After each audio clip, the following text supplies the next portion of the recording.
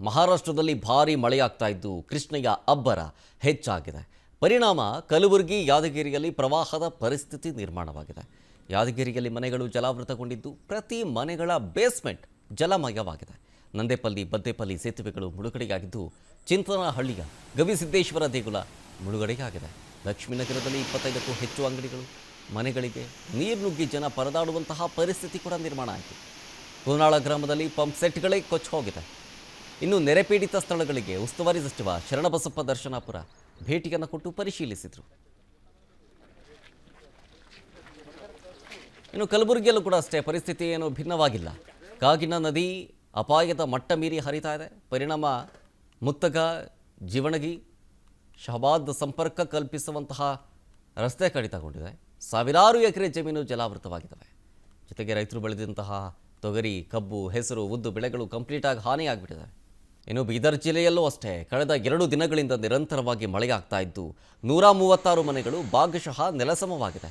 ಔರಾದ್ 19, ಬೀದರ್ 31, ಬಾಲ್ಕಿ 20, ಬಸವ ಕಲ್ಯಾಣದಲ್ಲಿ 12, ಹುಮ್ನಾಬಾದಲ್ಲಿ 14, ಚಿಟಗುಪ್ಪದಲ್ಲಿ 21, ಕಮಲಾಪುರ ನಗರದಲ್ಲಿ 15 ಹಾಗೂ ಹುಲಸೂರಿನಲ್ಲಿ 4 ಮನೆಗಳು ಕುಸಿದಿದ್ದು ನಿವಾಸಿಗಳು ಪರಿಹಾರ ಕೊಡಿ ಅಂಥೇಳಿ ಆಗ್ರಹಿಸ್ತಾ ಇದ್ದಾರೆ.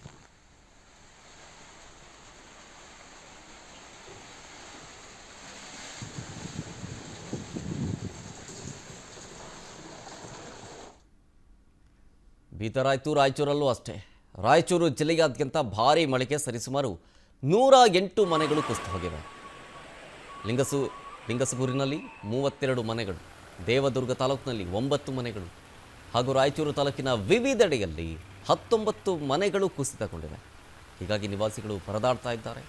ಅಷ್ಟೇ ಅಲ್ಲ, ಸಿಂಧನೂರು ತಾಲೂಕಿನಲ್ಲಿ 33 ಮನೆಗಳು, ಮಸ್ಕಿಯಲ್ಲಿ 9 ಮನೆ, ಸಿರವಾರದಲ್ಲಿ 4 ಮನೆಗಳು ನೆಲಸಮವಾಗಿದ್ದು ಸಂತ್ರಸ್ತರು ಬೀದಿ ಪಾಲಾಗಿದ್ದಾರೆ. ಅಲ್ಲದೆ ಭಾರಿ ಮಳೆಗೆ ಯದ್ಲಾಪುರ ಗ್ರಾಮದ ದಿವಾಕರ್ ಅನ್ನುವರಂತ ಮನೆ ನೆಲಸಮವಾಗಿದೆ. ಮನೆಯಲ್ಲಿದ್ದವರು ಪ್ರಾಣಾಪಾಯದಿಂದ ಪಾರಾಗಿದ್ದಾರೆ. 6 ಮಂದಿ ವಾಸವಾಗಿರುವ ಮನೆ ಸಂಪೂರ್ಣವಾಗಿ ಕುಸಿತವಾಗಿ ಹಾಳಾಗಿದ್ದು ಕುಟುಂಬಸ್ಥರು ಕಂಗಾಲಾಗಿದ್ದಾರೆ. ಮತ್ತೊಂದು ಕಡೆಯಲ್ಲಿ ರಾಯಚೂರು ನಗರದಾದ್ಯಂತ ವರುಣನ ಆರ್ಭಟ ಮುಂದುವರಿತಾ ಇದೆ. ಈಗಲೂ ಕೂಡ ನಗರದ ರಿಮ್ಸ್ ಆಸ್ಪತ್ರೆಯ ಸುತ್ತಲೂ ಮಳೆ ನೀರು ನಿಂತಿದ್ದು ರೋಗಿಗಳು ಪರದಾಡುವಂತಹ ಪರಿಸ್ಥಿತಿ ನಿರ್ಮಾಣ ಆಯಿತು. ರಾಯಚೂರು ರಿಮ್ಸ್ ಆಸ್ಪತ್ರೆ ಆವರಣ ಕೆರೆಯಂತಾಗಿದ್ದು ಓಡಾಡೋದಕ್ಕೆ ರೋಗಿಗಳು ಹಾಗೂ ರಿಮ್ಸ್ ಸಿಬ್ಬಂದಿ ಪರದಾಡಿದ್ರು.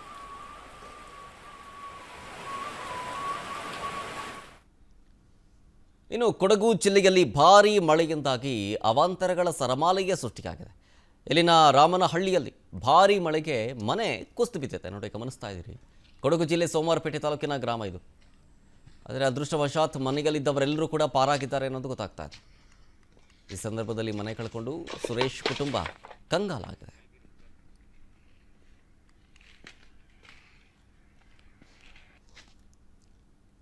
ಇನ್ನು ನೆರೆಯ ಆಂಧ್ರ ಪ್ರದೇಶ, ತೆಲಂಗಾಣ, ಅಮರಾವತಿಯಲ್ಲಿ ಭಾರೀ ಮಳೆಯಾಗ್ತಾ ಇದ್ದು ಕಂಡು ಕೇಳರಿಯದಂತಹ ಪ್ರವಾಹ ಅಲ್ಲಿ ಸೃಷ್ಟಿಯಾಗಿದೆ.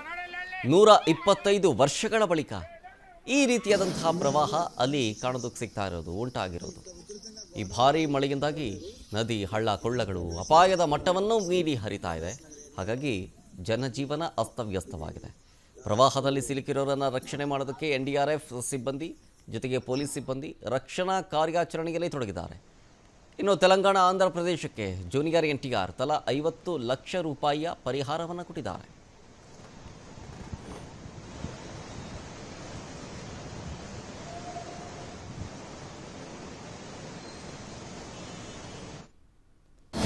ಅನುಕ್ಷಣದ ಸುದ್ದಿಗಳಿಗಾಗಿ ವಿಸ್ತಾರ ನ್ಯೂಸ್ ಯೂಟ್ಯೂಬ್ ಚಾನೆಲ್ ಸಬ್ಸ್ಕ್ರೈಬ್ ಮಾಡಿ. ಹೊಸ ಸುದ್ದಿಗಳ ನೋಟಿಫಿಕೇಶನ್ಗಾಗಿ ಬೆಲ್ ಐಕಾನ್ ಕ್ಲಿಕ್ ಮಾಡಿ. ಲೇಟೆಸ್ಟ್ ಅಪ್ಡೇಟ್ಸ್ಗಾಗಿ www.vistaranews.com ವೆಬ್ಸೈಟ್ಗೆ ವಿಸಿಟ್ ಮಾಡಿ. ಅಂಗೈಯಲ್ಲೇ ಜಗತ್ತಿನ ಸುದ್ದಿ ತಿಳಿಯಲು ವಿಸ್ತಾರ ನ್ಯೂಸ್ ಕನ್ನಡ ಆಪ್ ಡೌನ್ಲೋಡ್ ಮಾಡಿ.